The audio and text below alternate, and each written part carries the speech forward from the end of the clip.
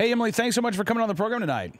I always love being on your show. Congratulations, by the way. I mean, you are a real example, I think, of, how journalists can be, I don't want to say activists, but involved in an issue and continue to, be good reporters. What you have been doing in Washington, D.C., trying to get a gun and writing about the experience, seeing the gun laws firsthand, and then trying to make the laws better in D.C., I got to tell you, it's inspirational, and you're seeing some action now.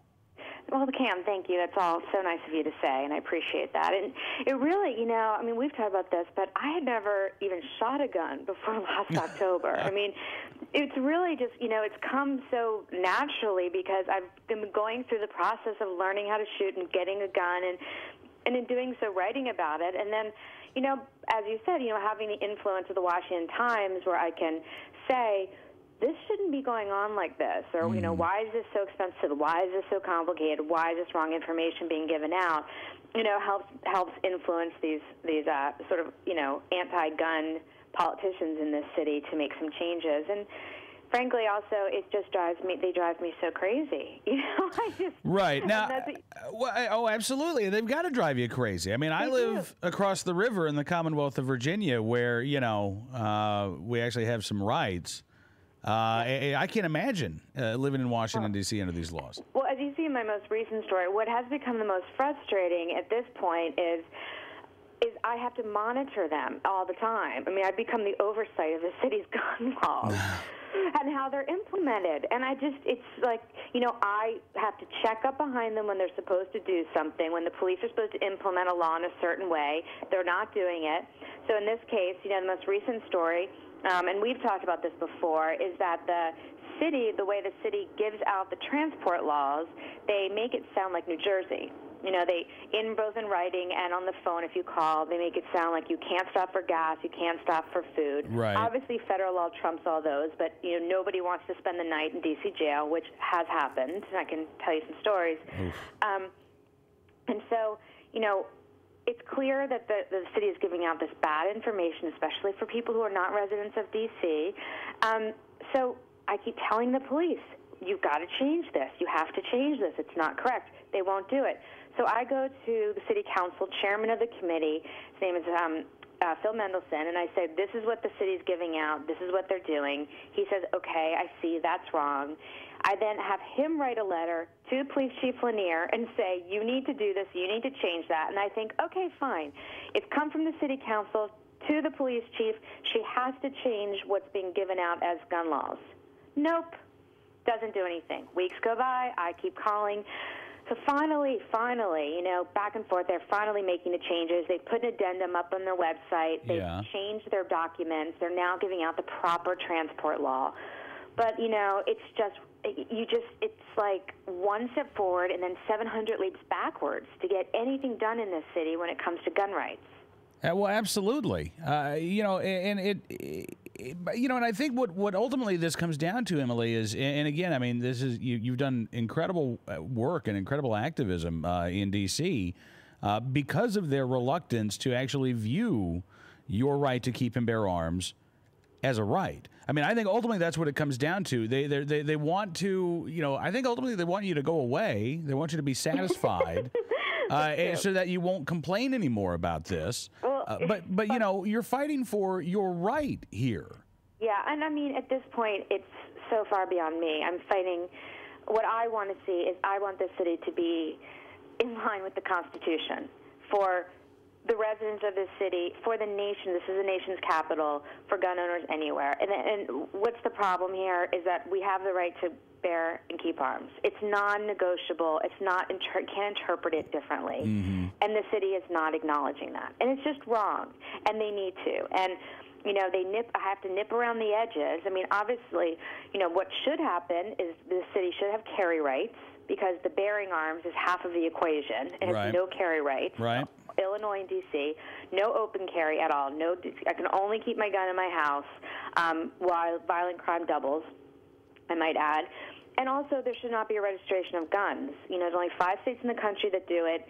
There's no point in it. I mean, it doesn't stop crime. All it does is let the government know who has a gun, and then they can't even keep a file of it. They're so disorganized. So who knows what they're doing with it? And legal registered guns aren't committing crimes. That's not why they're, I mean, it's unnecessary. So those two things need to change. But until I get to that point, I'm sort of, as I said, you know, hitting them on all these smaller levels. And one of them is the transport laws. I think that is so important because of false arrests. Right. And another one is the way that the way you buy a gun in D.C. We have one gun dealer. His name is Charles Sykes. Mm-hmm. And he's not even a dealer, really. He doesn't sell. Right. So he's a federal FFL. And so obviously, which, you know, something I didn't know, but I've had to learn that when you buy a gun, an FFL in your state has to release it to you. So that's why it has to be transferred, you know. And that's something, if, you know, you live in D.C., you don't learn these things. There's no gun stores. Mm-hmm. So you have to get it transferred through Charles Sykes. And he charges $125. And, you know, a lot of people have complained to me that sounds like a lot of money. And apparently, compared to other states, it is. But I'll say there's only about 250 new guns being transferred through him every year. So he's making about $30,000 a year. He's not really like milking us. And I've interviewed him several times and talked to him often, and he views this as a service. And he's very pro-gun. He's very pro-Second Amendment. And, you know, if he goes out of business, which happened last summer because the city would not let him have zoning for us to be anywhere physically in the district, right, we have no way to get a gun. So he's very important to this process. But you wouldn't know that if you went to the D.C. Police Registry Office to register your gun. In fact, you wouldn't even know how to find Mr. Sykes, because absent from all their papers, all their website, is any mention that we have an FFL, what his name is, what his phone number is, how much he charges, or where his office is. Which, by the way, right now is on one floor down from the police department, because that's the only place the city has decided it could actually watch over him. So they have his private gun dealer in the government building. But so I've been saying to this... that's kind of like, you know, that's a little too Mexican gun law for me. You know, they in Mexico, they've got one gun store in the entire country, and it's on an army base in Mexico City. I never knew that. Yeah. Interesting. Yeah. Huh. Well, then we are like Mexico here.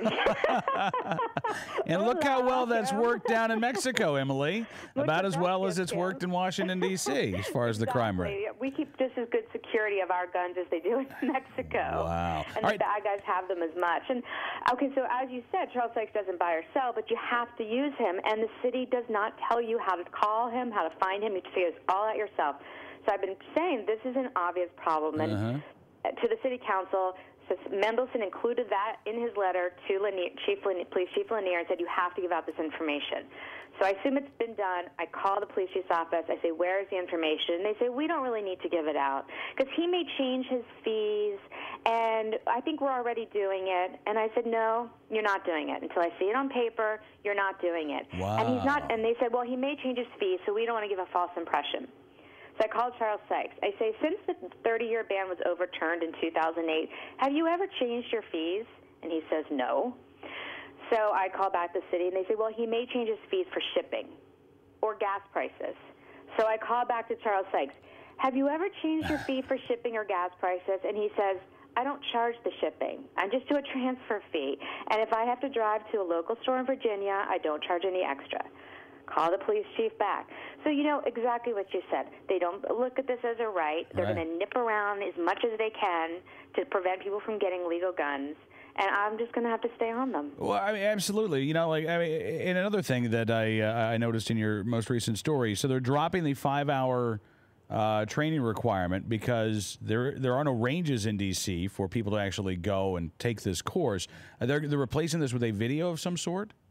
Yeah, and this they haven't quite figured out yet. And I will add, one thing I'm very disturbed about is this law was passed on April 17th from City Council. And, you know, I've talked about it a lot. It makes the registration process easier, and I'm very happy with what they've done. However, it was passed on an emergency basis because they said, Phil Mendelson, the chairman of the committee, said, we need to get these laws on the books quickly. Mostly they're afraid of court, of being drawn back into court.